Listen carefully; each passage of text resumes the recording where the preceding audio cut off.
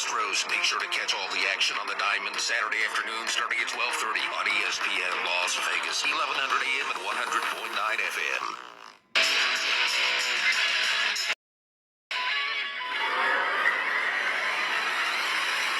This is SportsCenter all night on ESPN Radio and on the ESPN app. Here's Jim Basquill. Takes his block. Nichushkin with it. Burakovsky. He scores! The Avalanche came out like they were shot out of a cannon or maybe an F-22. Colorado wins Game 1 in overtime. So, this is great. This is a dream for since I was a kid. That's overtime for you. You never know what's going to happen. Yeah, 2 full days off, by the way, on the heels of Andre Burakovsky's game winner in the opener of the Stanley Cup Final. Avs taking the Lightning 4-3. They outshot them 38-23. They won all 3 matchups this season against Tampa Bay, all decided by 1 goal. The Lightning, of course, seeking to become the first team to win 3 straight Stanley Cup titles since the Islanders of the early 80s. With Ray Ferraro and Emily Kaplan, John Buccigross, a look ahead at Game 2 and beyond. We thought there might be rust from the Avalanche, Ray, in Game 1 after that big time off, after wrapping up the Western Conference Final, but they dominate the first 10 minutes, lead 2-0, no scoring chances allowed, and really a lot of turnovers from the Lightning. I found the Lightning quite surprisingly to be back on their heels most of that first 10 minutes. I thought their experience would help them start better, but like their first game against the Rangers, they turned the puck all over the place, in particular in the neutral zone. So now Colorado, the faster, more aggressive team, is playing in a half-ice game. And when they got in on the forecheck, Colorado just shut the options down, breaking out of the zone. That's Makar with the deep pinch off the forecheck. Nichushkin, who was, I thought, the best forward in Game 1 for Colorado, scores in the first period. I will say this about Tampa, though. In their 3 previous series, they've lost Game 1. Mm-hmm. No team really adjusts as well or as quickly under John Cooper as the Lightning do. I suspect they'll play a much better game in Game 2. They better, for sure. You know, injury has been a storyline in this series, Emily Kaplan. And let's talk about Nazem Kadri first.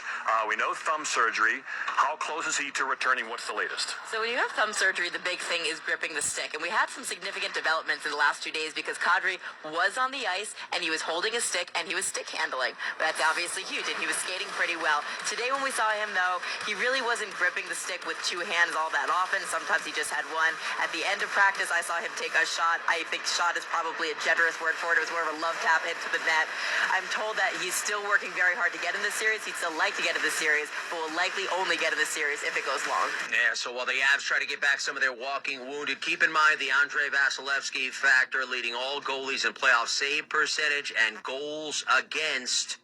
Won the Conn Smythe just last year.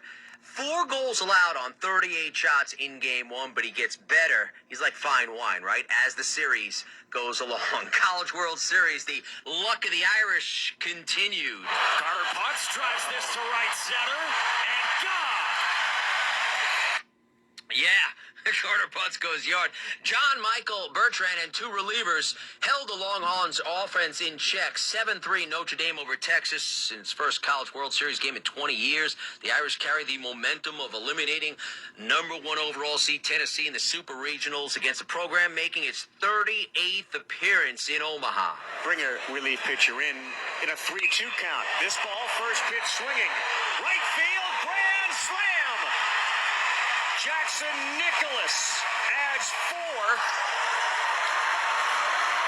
And boy, the pitching decisions have backfired on Schlossnagel twice now, leaving in Menifee.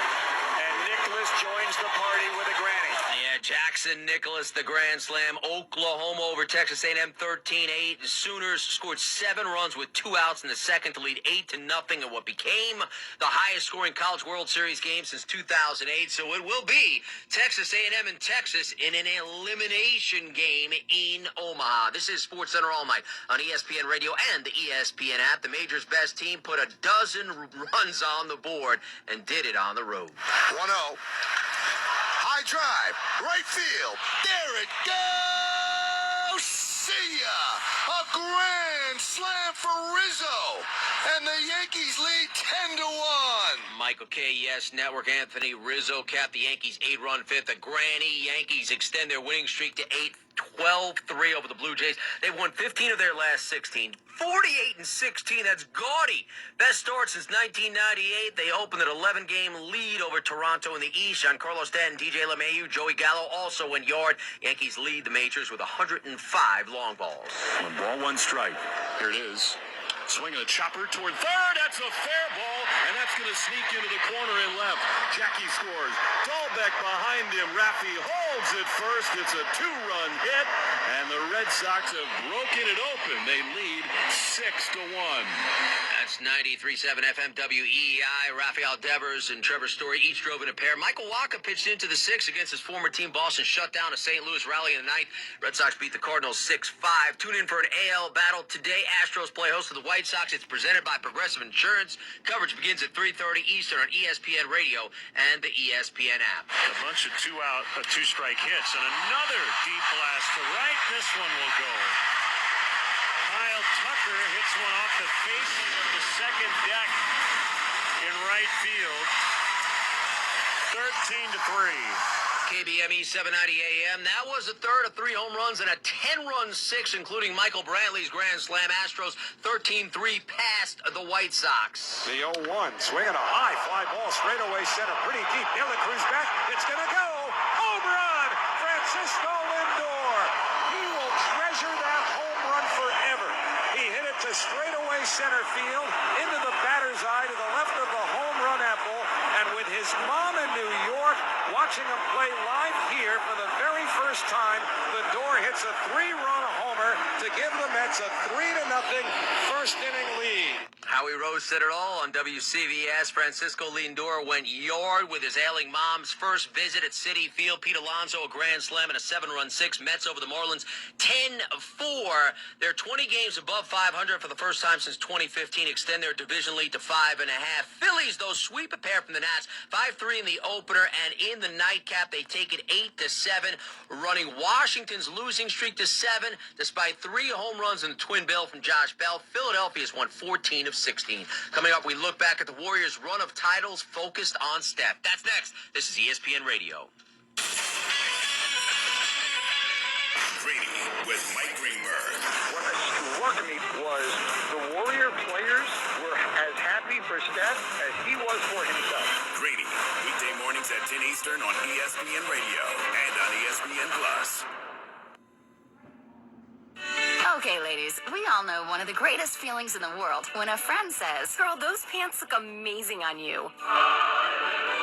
And I say, thanks. They're Skechers Go Walk Wear pants. And why do I always get compliments on these casual, athletic, stretchy pants? They're made with comfortable Go Flex fabric that has compression and hold. They have 4 pockets. Plus, they're machine washable and come in extended sizes. That's the Skechers Go Walk Wear line of pants.